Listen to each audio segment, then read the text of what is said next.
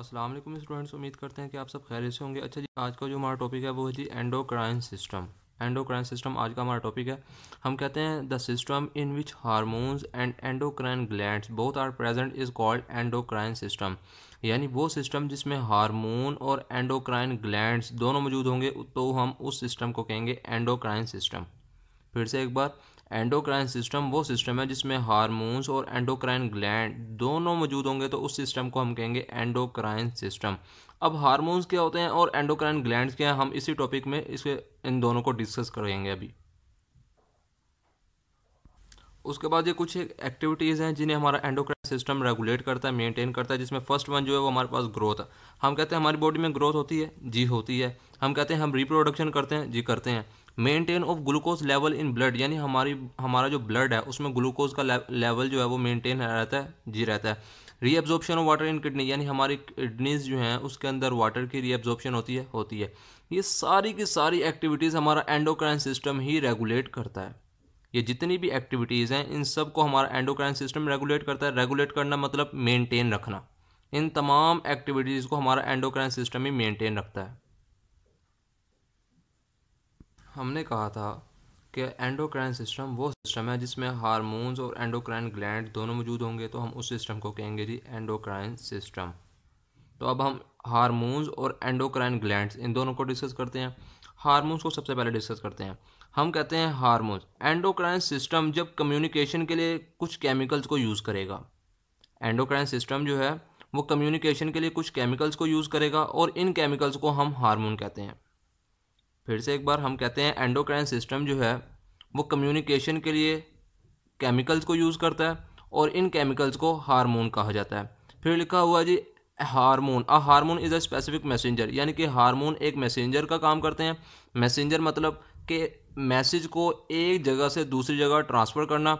And secrete by the endocrine gland, और ये हमारे एंडोक्राइन ग्लैंड से ही सिक्रीट होते हैं, मतलब रिलीज़ होते हैं। जो हार्मोन्स हैं ये फर्स्ट वन ये तो मैसेंजर का काम करेंगे और सेकंड ये एंडोक्राइन, हमारा जो एंडोक्राइन ग्लैंड है उनसे सिक्रीट होते हैं। हार्मोन्स को फिर से एक बार डिस्कस कर लेते हैं।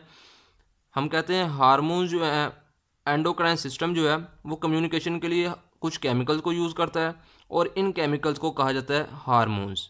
फिर लिखा है जी एंडोक्राइन, जो हमारे हार्मोन्स हैं वो एक मैसेंजर के तौर पे काम करते हैं। मैसेंजर मतलब कि वो मैसेज को एक जगह से दूसरी जगह ट्रांसफ़र करते हैं और फिर ये सिक्रीट होते हैं हमारे एंडोक्राइन ग्लैंड से। अब हम देख लेते हैं एंडोक्राइन ग्लैंड्स क्या हैं। हम कहते हैं जी कि एंडोक्राइन ग्लैंड्स क्या हैं। अब हम एंडोक्राइन ग्लैंड्स को डिस्कस करते हैं। एंडोक्राइन ग्लैंड सबसे पहले लिखा हुआ हमारे पास डक्टलेस। डक्टलेस मीन इनके अंदर कोई ट्यूब मौजूद नहीं होती, ये सिर्फ और सिर्फ एज एक थैले की तरह मौजूद होते हैं। एंडोक्राइन ग्लैंड जो हैं ये डक्टलेस होते हैं। डक्टलेस मीन इनकी कोई नाली नहीं होती, इनके पास कोई ट्यूब्स नहीं होती। उसके बाद लिखा हुआ जी endocrine gland release their secretion. Secretion में हमारे पास एंडोक्राइन ग्लैंड में हमारे पास सिर्फ हार्मोन्स हैं। सिक्रीशन इनटू ब्लड डायरेक्टली, मतलब एंडोक्राइन ग्लैंड जो है अपनी जितनी भी सिक्रीशन करते हैं उन तमाम की तमाम को डायरेक्टली ब्लड में एंटर करते हैं। कोई डक्ट के जरिए नहीं करते, किसी नाली के जरिए नहीं करते, किसी ट्यूब के जरिए नहीं करते। डायरेक्ट जो अपनी सिक्रीशन करेंगे एंडोक्राइन ग्लैंड उसे डायरेक्ट ब्लड में सिक्रीट करेंगे।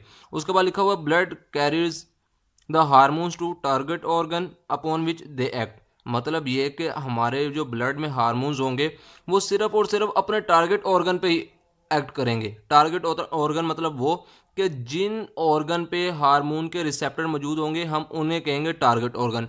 फॉर एग्जांपल ब्लड जो है हमारी पूरी बॉडी में सर्कुलेट करता है, लेकिन ब्लड में चूंकि हार्मोन भी मौजूद हैं तो ये क्या तमाम के तमाम ऑर्गन को हम कहेंगे कि हमारे तमाम के तमाम ऑर्गन टारगेट ऑर्गन है? नहीं, हम कहेंगे कि जिस ऑर्गन पे हार्मोन के रिसेप्टर मौजूद हैं वो टारगेट ऑर्गन है। फॉर एग्जांपल हार्मोन जो है उसने हमारे हार्ट पे काम करना है तो हमारा हार्ट क्या है? Target organ. ऐसा नहीं है कि हार्मोन जो है उन्होंने हमारे हार्ट पे काम करना है तो हमारा हार्ट टारगेट ऑर्गन तो है, तो लेकिन ऐसा नहीं होगा कि हार्मोन जो है हमारे हार्ट के साथ साथ हमारे लंग्स